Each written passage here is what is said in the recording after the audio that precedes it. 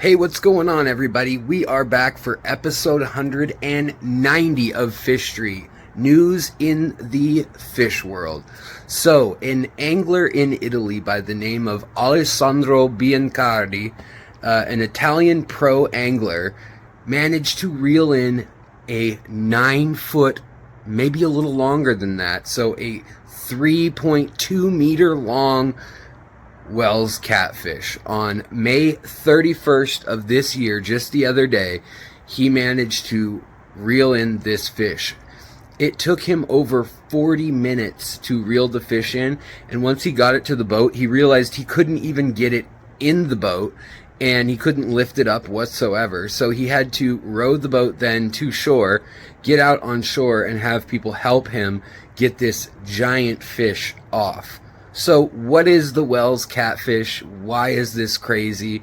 Let's get a little background. So the WELS catfish is the second largest, if not the first largest fish in Europe and Eurasia.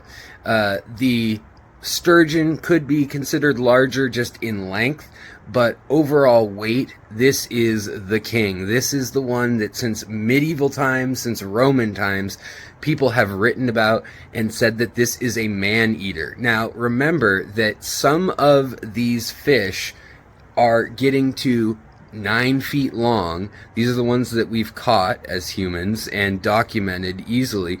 However, there are reports of up to 10-foot long fish, 3.3 or 3.4 meters long.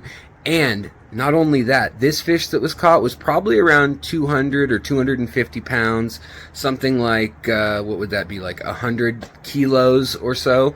Well, it could be as big as 200 kilos, in that the world record is just under 400 pounds for the WELS catfish. Now, you may have seen River Monsters with Jeremy Wade in the past and seen when he's gone out and tried to explore the idea that these fish could actually pull a full-grown man or human underwater and eat them, or at least drown them. And while he was making that episode, he actually did get grabbed in by the leg and pulled down with quite a bit of force. There's also reports of an Austrian man being pulled from the banks of a river down into the water while he was angling and catching one of these fish, trying to get it off the line and everything.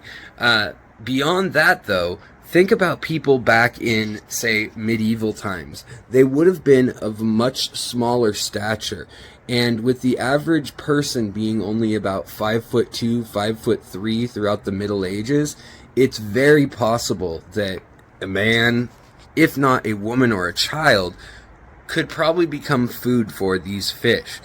You can see why they are the things of myth and mystery and mythological stories about them, you know. The other thing is they eat kind of interesting stuff. You know, they eat crayfish, they eat little fish, they eat algae, they eat plants, they eat bugs, you know, you name it, they eat it. They eat these large river worms that are several feet long that live in the substrate also. And originally, they're from Central Europe and kind of Eastern to Southern Europe, but over time they also spread out, and it appears that there's populations as far north as Sweden. In this one section of Sweden, there's actually a population in 4 lakes of these fish that were not planted by humans.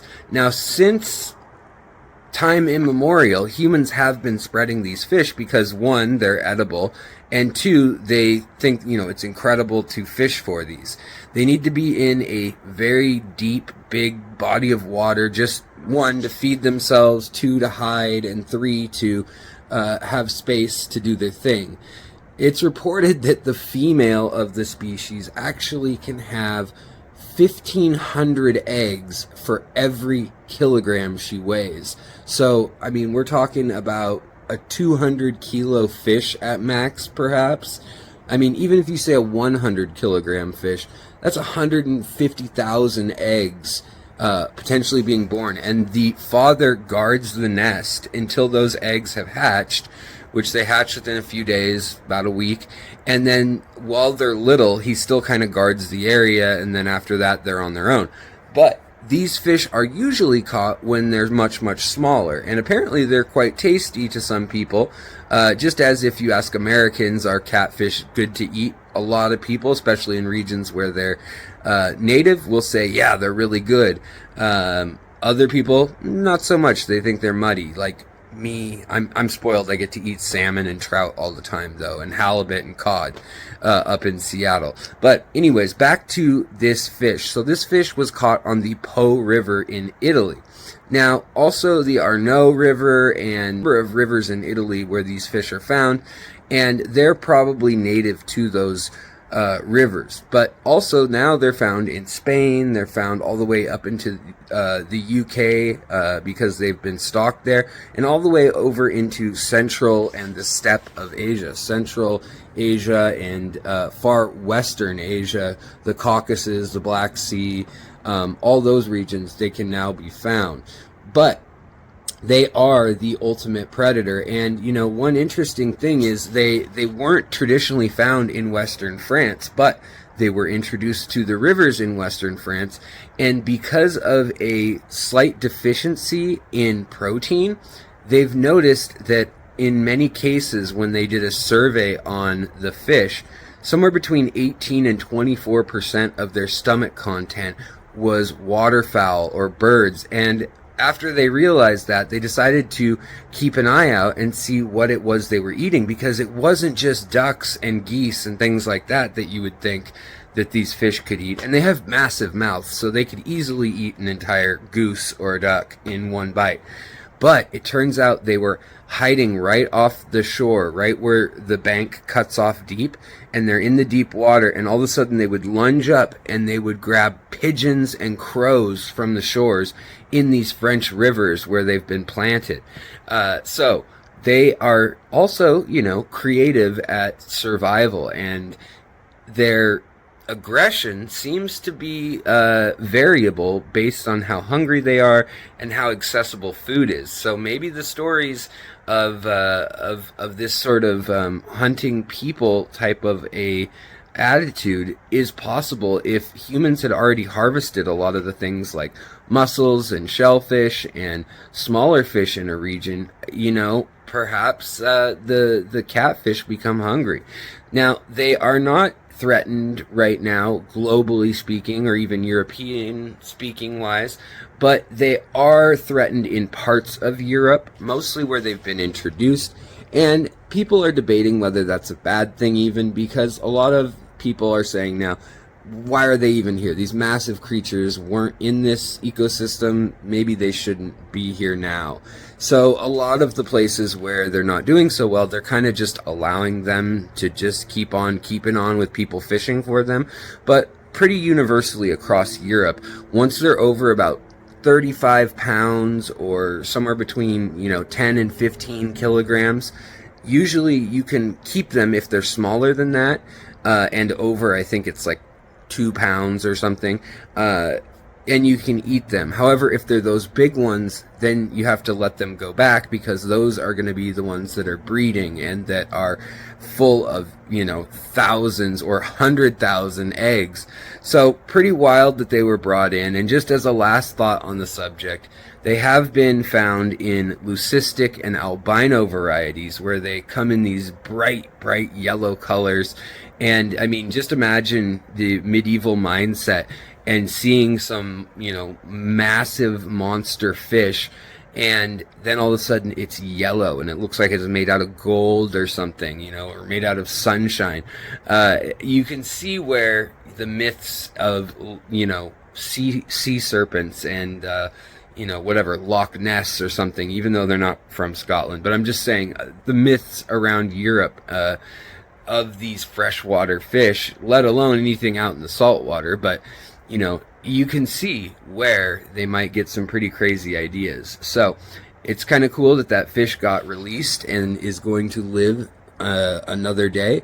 They can live up to 70 or 80 years in the wild, no problem. That's a healthy age that they're finding they live to. And they're just starting to really do a lot more research on how far they travel, how big their area is for spawning and for eating and all of that. And they're using high-tech tracking gear and things like that. Specifically, the Swedes have done a number of studies and genetic studies to kind of model how the ice age as well as temperatures in Europe allowed them to spread and then contract, get stuck in lakes after traveling up rivers, and are kind of pointing out pocketed populations and learning more about them, and also learning more about our overall climate because of where these fish are and what events must have happened based on the geological record, ice cores, pond samples, and everything from, you know, tree rings and tree core samples and the record we have from that, and putting it all together. So it's really cool, the multidiscipline approach that gets involved when we actually try to put science to try to unwind some of the mythology behind these incredible creatures. All right, guys, I hope you like that info. If you like these little quick updates on fish news, angling news, and aquarium fish news, new fish discoveries, and so forth, let me know in the comments. And if you've ever caught one of these, I'd love to hear about that too. How big was it? How strong did it fight? You know, and where were you? You know, I'd like to hear about it. All right, guys, have a good day, and I'll talk to you next time.